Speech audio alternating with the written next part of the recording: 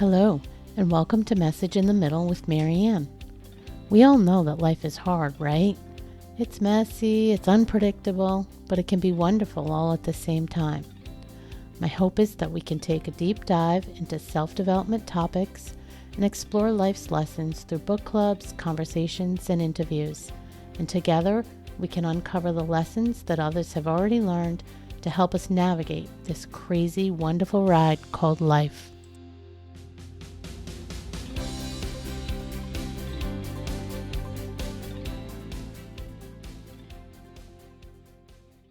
Hello and welcome to Message in the Middle. I'm your host, Marianne, and with me today is Lunaria Gaia.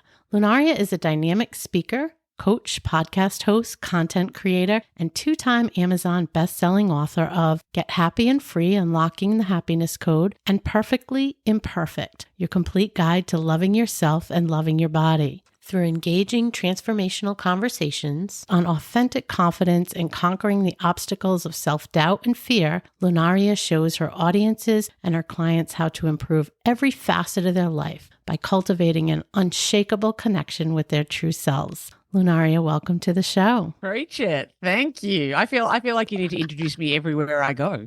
Can I just rock up to buildings and they go, "What do you do for a living?" Here's something that Marianne's prepared. You did it so well. Thank you. That could be arranged. Wouldn't it just? Absolutely. So I typically start out by asking guests to kind of tell us a little bit about their background and how they got here. And something struck me when I was doing some research on you, and I heard you say that you used to hate yourself. And I thought people will connect with that. And so I was hoping that you could help us understand that, help us understand how you came from that person who hated themselves to this confident, seemingly confident anyway, wink, wink, confident woman that is, helping transform other people and give them their confidence. Yeah. And, thank you, the audience members listening here. Self-hate is a pretty strong word, like hate is pretty strong, but that was the lived experience for me. The internal world inside of my head was, well, if I would, almost demonic. It's mean. It was awful. It was abusive. I reflect upon the times in my life of childhood, of adolescence, of my 20s. And I recognized that I was in a long-term abusive, toxic relationship with myself. Such an epiphany. Yeah, like inside of me. And I encourage everybody to have a think about for themselves even right now. If you were in a relationship with you and they treated you the way you treat you, could you be charged? Yeah. Yeah. And let's get really honest with ourselves, because dive straight into it. But when I really started to reflect on all the ways that I spoke to myself inside of my head, the conditions on what I was allowed to do or not allowed to do, the fact that I had to I beat myself up, like the berating and the beating and you're pathetic and you're not enough. It was literally abusive inside of my head. And that lent itself to physical abuse, if I would, the extreme dieting that I would go on. I'm not allowed to eat. You will not eat. You don't deserve to eat because you are, insert whatever abusive term I wanted to use, because you are fat, because you are worthless, because you are ugly. No one will ever love you until you get skinny. This is the narrative in my head. Unfortunately, I think it's the narrative in many of our heads, at least at one point or another. And so that results in physical harm. It started in terms of literally self-harm or cutting in my late adolescence, but also abusing of drugs and alcohol, of promiscuity, because I thought that if I could get enough men to like me or want my body, then I would be valuable. And so it all came from this space of I'm not enough, I'm not valuable. And if I could just be everything that they told me to be, if I could just be all of that, then I will be enough and then I will be worthy. That was a relationship that was, when I look back on it, the fact that you can't leave you. You can try, you can scroll, you can distract, you can numb. Yeah. But you can't divorce you. Yeah. Tough. Yeah. The fact that I can look back on us, me and see how far we've come is a pretty beautiful thing. I'm sure it is. What prompted you to make such a big change? Was there a pivotal moment? Woke you up? What prompted you to say, wait a minute, that's a lie? Yeah, look, I think that the path of inquiry, self-inquiry, has been ongoing for me for a long time. You know, little kind of nudges, little like tap, tap, tap, excuse me, would you like to explore this? You know, little bits and pieces over my life have certainly encouraged me to challenge my worldview, which I've been really grateful for. But if we talk about kind of a line in the sand moment, if I would, I was blessed, and this might sound insane that I might preface that, but I was blessed when I was 27 that my brother closest to me, both in age and in heart, died of a brain tumor.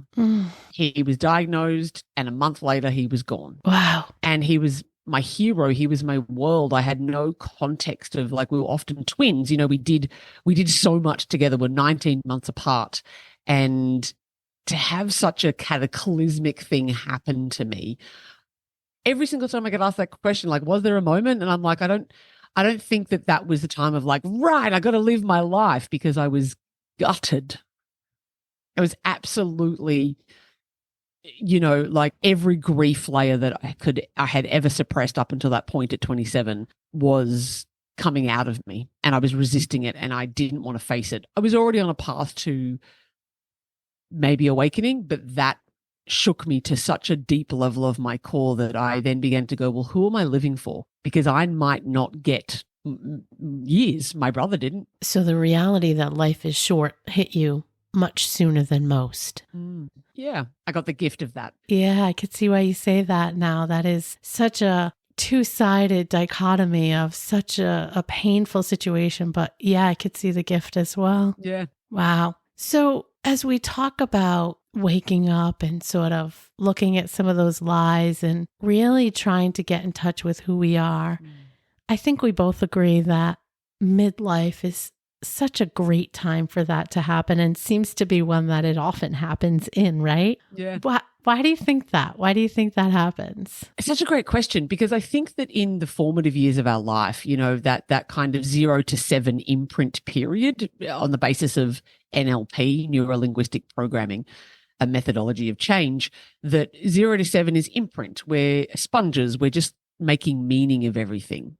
In those first 7 years, 7 to 14, we are then modeling. We're looking to people around us to go, well, how am I meant to behave and act to try to get into this world? Like, how do I fit in here? How does this all work? And then from 14 to 21, we've got socialization. So we are literally trying on different identities and different ways of being. That's why we often are rebellious at that point in time, because we're like, I want to go do my own thing. I don't want you to tell me what to do. And I kind of see that our 20s, and this is, you know, kind of leading less away from the NLP and more to the way that I perceive it, is that first 20 years, we're learning who to be based on our environment. Yeah. We learn about what's expected of us based on the environment, the society, the culture that we grew up in, both in a micro level in terms of our home, but also in a macro level in terms of your culture, your country, the rules and regulations of that. I often say I spent the first 20 years of my life learning how to hate myself, and the second 20 years of my life learning how to undo it. One of my favorite words right now is unlearn. Unlearning all the things that we've been programmed with over the years. Because I think that's kind of what happens. I think that first 20 years we are getting conditioned. And then maybe that 20 to 40 kind of mark-ish, we're really having to live that conditioning. We're having to live out everything that we've been taught to be. And I think that for many people get to the sort of midlife and go, hang on a second here. I've been living a life that they told me to. I've ticked all the boxes. I've followed all the rules. I did everything that they told me to do that would get me to the promised land of happiness and peace and joy. And I'm not. Yeah. Screw you. Yeah. What went wrong? Yeah. I think that's what happens. I think that's probably why at a midlife-ish, we also recognize that the end is getting closer. We're not as limber as we used to be. Yeah. It starts to become real, right? Yeah. I agree with that. You said something about happiness, and I know that's something you talk about. And I know that you feel pretty strongly that a lot of us, we're chasing something other than happiness and we don't really realize that. Talk to me a little bit about that. Yeah, I think deep down we all want to be happy. I think that's what motivates us to do most things on a really deep level. We want that freedom. As a kid, we thought that being an adult would make us happy.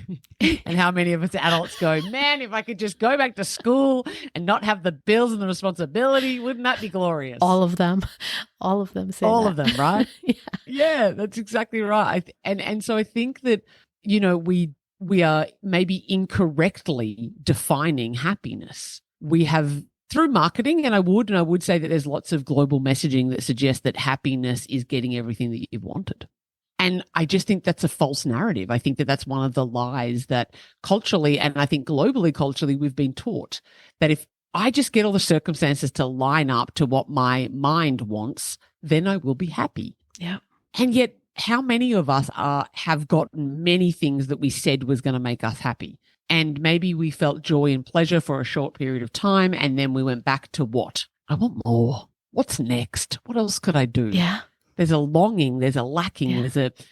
there's a I heard it recently, a God-shaped hole maybe inside of us that is missing, and irrelevant of whether or not you believe in a God or a Christian God or whatever, there's a deeper yearning inside of us that goes beyond our materialistic world of getting everything that we've ever wanted. Yeah. And that's what I believe the true happiness is. True happiness is to remove all the layers of who we've been told to be and to come back to the truth of who we are so that we can be fulfilled from within rather than trying to fill the hole from without.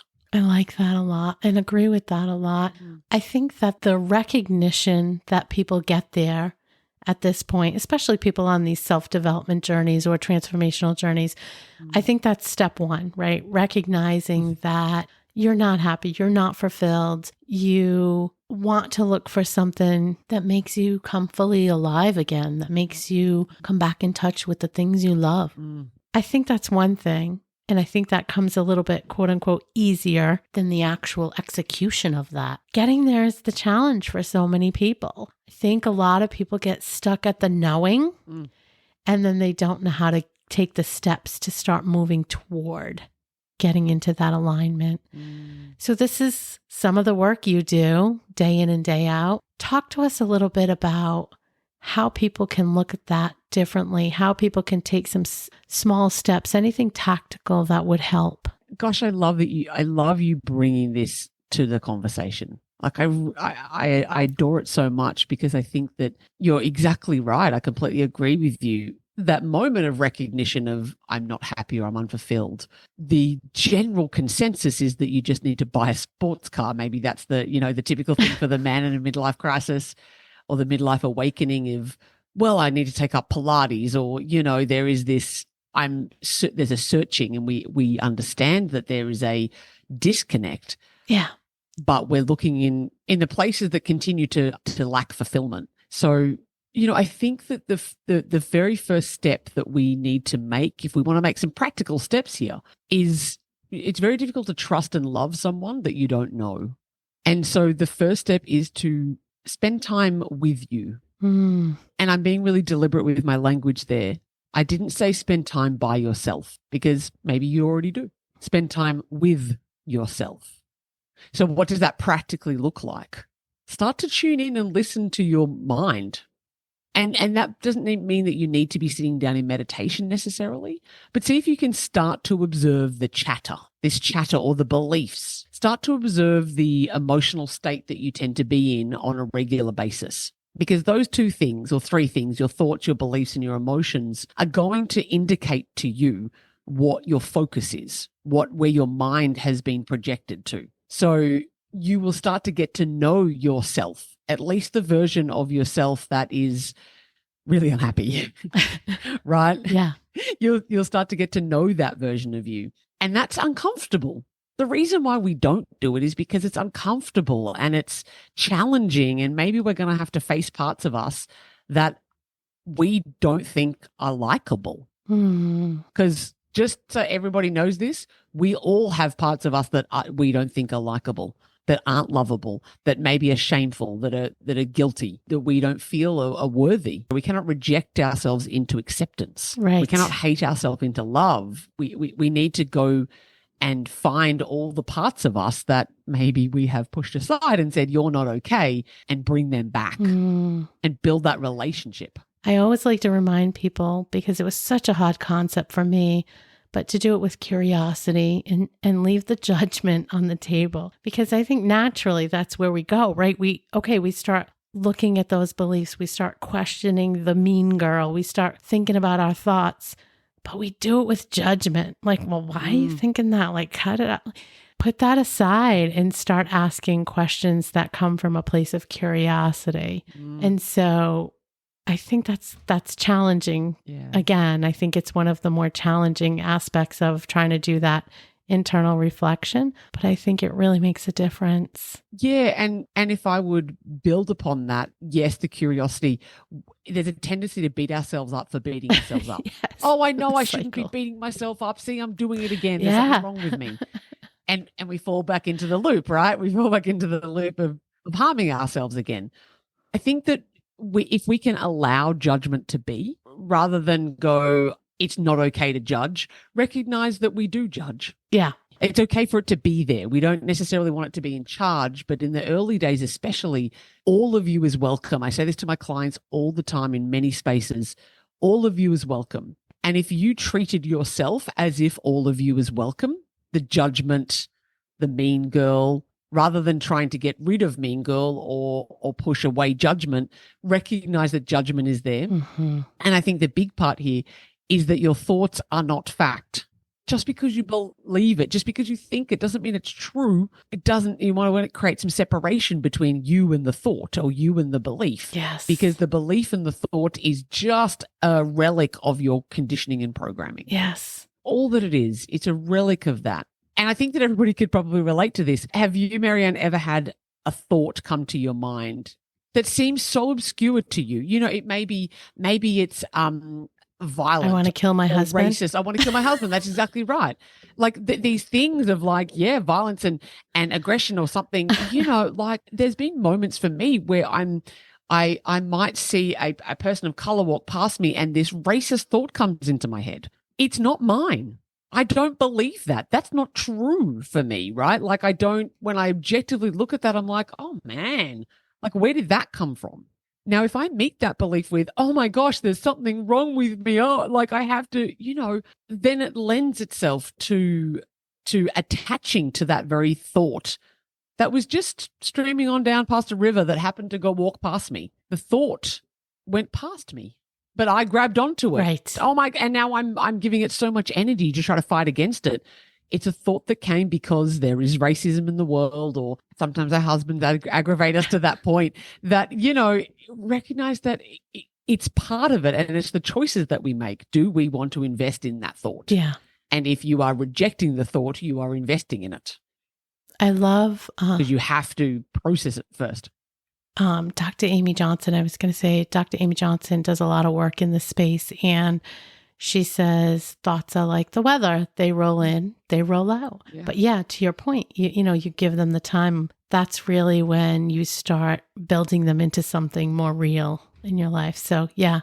It's a good thing for people to really think about. Another psychotherapist, Byron E. Smith, that I interviewed months and months and months ago, but she had a good one for, you know, if there's a thought that comes floating in your head, just imagine popping it like a balloon. And that imagery really worked for some people, like just seeing the balloon and pop. And but it's a good reminder that we don't have to buy into everything we think about. Yeah. And I love the balloon analogy, and I kind of like to see it as a sushi train. You know those restaurants that you go to, they've got the sushi train, and the sushi goes round and you might not like the tuna. Yeah. Let it keep going. But what we do instead, I don't like the tuna. Instead of just letting it go past on the sushi train to select something else that you do like, you take the sushi off, take the tuna off. I'm going to take the tuna off because I don't want it. I don't want it. Now you have a big pile of tuna, and the chef is sitting there going, she loves tuna. Look at how much she's eating it. So she's going to put more, you know, the chef then puts out more tuna onto the conveyor belt when you don't even like it. Put the tuna back on the belt, man. Put it back. select something else. I don't know. I don't know if it's just me or it's here that we don't have sushi trains, but that's really funny to me. That whole image is really funny to me. Yeah, recognize that it's there. It's just gone past you. You can go, oh, yeah, that's a thought that I didn't like. I don't want to invest in that. I'm not going to pay any attention to it. Cool. There it is. I'm going to now choose the salmon because delicious. Yeah, leave it alone. Don't even pay it any attention. Correct. That's right. Love that. That's right. Make a different choice. Right. Choose not to kill my husband because I don't want to do that. Yeah. All those things. Make a different choice. Let's talk a little bit about, again, we're joking. We have this banter. We were talking when we had this connection call about midlife and some of the things that women feel and deal with. And we talked about the feeling like you're becoming invisible. And you said to me, which was wild, well, let's turn that around or let's flip that upside down. Wouldn't it be great if that sense of invisibility becomes our superpower? Yeah. And I love that you've reminded me of that too, because I was like, oh, where's this going? This is exciting. There is that, particularly as we can get older as women, that our value, our external value has been perceived as our youth and beauty. And as that shifts, and it's not to say that that's actual truth, by the way, everybody just listen up, but that's societal expectation that, women are valuable when we're young and beautiful. As that shifts and as we are less able, quote, to fulfill the very erroneous beauty standards that exist, as that changes, a lot of women feel invisible. And therefore, we feel as though we are becoming less valuable and less worthy. Think about how much you can get away with when you're invisible. Right. When people aren't paying so much attention to you, well, man, isn't there some freedom in that? Like, think about what you would do if you were invisible. That's a superpower that a lot of kids might want. Oh, if I could just sit in that room and nobody would notice. Cool. Because now there's no expectations on you. Yes. Right? There's maybe an expectation on the 20-year-old or the 30-year-old or even the 40-year-old to behave in a certain way and look a certain way. But if you are feeling invisible, use that to your advantage. I love that. Be invisible to the people who don't care enough about you. Rock on. Then you don't have to fulfill the beauty standards of whatever they're expecting of you. Now you get to go rogue because you're invisible, baby. Let's go. Well, and you also made me think about one of the things that trips us up quite a bit is being scared to step out of our comfort zone and being scared of failure, being scared of, being a novice at something. But to your point, if you're invisible, what do you got to lose? Nobody's paying attention. Nobody notices you're doing it anyway, right? You're kind of flying under the radar. So yeah, go at it until you go big. I mean, it's kind of freeing when you think about it in that light. Yeah. Reframe it. There's such freedom in, like, if that's the case, if there is that invisibility, then as you say, go at it. Sweet. Well, now no one's watching. Yeah. And no one's expecting anything of me. And so if no one's expecting anything of me, then it doesn't matter now, perhaps, if you happen to be the novice or fall flat on your face. Which, by the way, if I just get really clear with everybody, irrelevant of your age, irrelevant of where you are in your life vintage of exploration here, failure is necessary for success. Yes. You cannot ever in the history of anything, you cannot get to be good at something without first sucking at it. Like, imagine, Marianne, imagine there's a baby and they're just starting to, find their feet quite literally, and they stand up for the first time and they take a step and they fall down. And the parent's like, oh, well, you're not very good at it, are you? And the baby's like, well, okay. Baby tries again. How long? Like, after 2 months, they're like, can you still not walk? What is wrong with you? Give it up. It's not for you. We don't do that. We don't say to a baby that you can't learn to walk. Such a great analogy, right? We would never say that. In fact, we would cheer on the baby. We cheer on the baby. Every time it falls down. Every time it gets back up. Yes. So obvious. With all the new skills as a kid, but somehow we think that there's going to come a time where now we move out of learning phase. I think that's what I see with adults. Yeah. We're like, oh, we've now moved into having to get everything right and know everything, because now somehow there's this arbitrary turning point to which we are meant to be all knowing. Yeah. Like, when did we become God? When did that happen? Like, as a kid, you were free to make mistakes and to dance like no one's watching and pull your dress up over your head. Right. And, you know, maybe there's a socialization that's important there, but like, imagine if we were as willing to play and make mistakes as we were as a kid and celebrated one another. Oh, I saw you suck ass on that recently. Well done. Good on you. Good job. Get back up. Do it again. Let's go. Yes. Dust off your knees. We're going again. Good job trying. Yes. Correct. Might not find it, you don't like it. You don't want to do it. Give it some time. Yes. Until you figure out it's not for you, and then that's okay too, right? If it's truly not for you, that's okay. Try different things. Because even like the baby, the toddler takes a significant amount of time to learn how to walk properly. Yeah. Still falls over. And I don't know about you, but I still trip over my own feet now. And I've been walking for 38 years. You know, like. There's a podcast in my bank somewhere talking about when I fell and busted the orbit on my eye last year. So yeah, I fall. This happens. I wasn't drinking either. Just fell. It happens. Just those feet. Those feet I've had for 55 years. Gravity and different surfaces. It's, you know, like, even after this many years, we are still prone to falling. Yeah. So maybe give yourself a little bit of grace that if you're learning how to deal with your thoughts, or you're learning how to do any kind of new skill, if that fundamental thing of walking can get in our way and still literally trip us over. Still trips us up. See, you're never going to get rid of that image now of me falling on my face. Girl. So you're welcome. Let's switch gears for a second. Sure. So you started out talking about how you didn't really love yourself, and you went through a phase of, really changing that. And I know you really feel strongly and stand on the belief that self-love is really important. And you talked about relationship with self. So beyond the spend some time with yourself, really spending some time with self, really thinking about your thoughts, really getting in touch with the things that light you up, is there anything else that you can think of where it really starts to promote the self-love? Any other ideas? Because I do think that's an area that people really struggle. They struggle with trying to build that after all the years of not being in that mode, shifting it. Yeah, I really think that there's a shift in thinking about the way we approach something like self-love, because we sit there and if we think we're unworthy of it, we can't just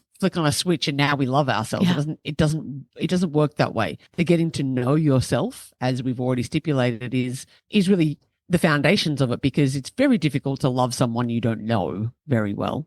Right. So the more you get to know yourself, the more that you're going to be able to maybe connect into start to get some feelings, like, oh, like you're kind of cool. We start to be able to do that. And I think the shift of thinking here is to understand that if we can kind of separate ourselves, like, I am responsible for me. It's going to sound a bit strange, but if I was a child, if there was a child within me that I needed to raise, I need to do that with love. And love doesn't always necessarily look like you can have everything you want. Sure, eat the ice cream for breakfast every day. Sure, you don't have to go to school. There are going to be times, many, many times in the parenting journey, and I'm sure that plenty of your listeners have children. In the parenting journey, we really understand that in order to, as an act of love, it's an act of love, right? You are going to need to perhaps have discipline. You're going to have structure. You're going to have some strong conversations about the values that you are passing on to your child. You are going to need to lead your child, because if you are loving your child in a way that they get to make all their choices when they're not equipped to do so, I would challenge us to think that that's not very loving. That holding accountable is loving. It's not about having the bubble bath and YOLO and, whatever. It's actually about reparenting ourselves. I really see this to be true. The self-love is about becoming our own leader, our own lover, our own parent. Become the thing that we are desperately seeking in others. Not because we can't connect and we won't or we don't need other people. But when we are solely reliant on other people to fulfill that need within us, we actually don't know how to receive it properly. It's very difficult. That's the whole saying of, no one can love you until you love yourself. Yes. I actually disagree with that saying. I think that people can definitely love you when you don't love yourself. You just won't know how to receive it. You won't see it. They'll be like, I love you. You're the most beautiful woman that I've ever met. And you in your head going, he's just saying that. Yes. It's not true. Yes. Because you haven't cultivated the internal relationship with yourself to be able to receive the love from other people. You will think that you're unworthy. So we need to reparent ourselves. And I think that's an ongoing process. I wholeheartedly believe in my, experience for myself, but also, 14 years of working with clients and doing this work, is that our emotional needs weren't met as a child. It's pretty safe to say that globally, our folks didn't know how to do this. And their folks didn't know how to do it, and their folks and their folks and their folks. And if you're the first one in your family or your generation to be doing this work, you're not only doing the work for yourself, but you're doing it for lots of generations. That being said, let's keep it really simple in terms of the practical application of this. Start to view yourself, or that voice inside of your head, as a child, as a beautiful, darling child they chuck a tantrum. Their behavior is not good. They say stuff to you. I hate you. You won't let me have the ice cream. Cool. Are you going to react back and say to that child, well, I hate you too. You don't deserve my love. No, of course not. Of course we're not. Right. And it's going to be challenging, and we're going to be triggered, and we're sometimes are going to want to retaliate in that kind of way. Yeah. But can we meet our inner children, different parts of us? Sometimes we're 5, sometimes we're 15, sometimes we're 21. Can we meet those versions of us and love them, not because we like them always? I think that that's a really important piece here. We don't have to like ourselves in order to give ourselves love. And love is an act. So when I hold my promise, when I keep my promise to myself, which is, by the way, one of the biggest ways to build trust and confidence is to keep your promises. So don't make promises that are far-fetched. If you're starting out on a health plan, don't say, I'm going to walk for an hour every day this week when you haven't exercised for years. Make a commitment that you can stick to. 10 minutes a day, 5 days a week this week. And follow through with 10 minutes, because it's just 10 minutes. Most people can do 10 minutes. Most people can fit in 10 minutes of anything. Yep. Right? Make it doable so that then your inner child or your smaller parts of yourself, when you follow through, oh, wow, she means it. She actually means it. She did what she said she was going to do. I'm now believing her. I'm now trusting her, so that when she leads me to say, actually, we are maybe worthy of love, or we are stretching ourselves beyond that, we are building trust.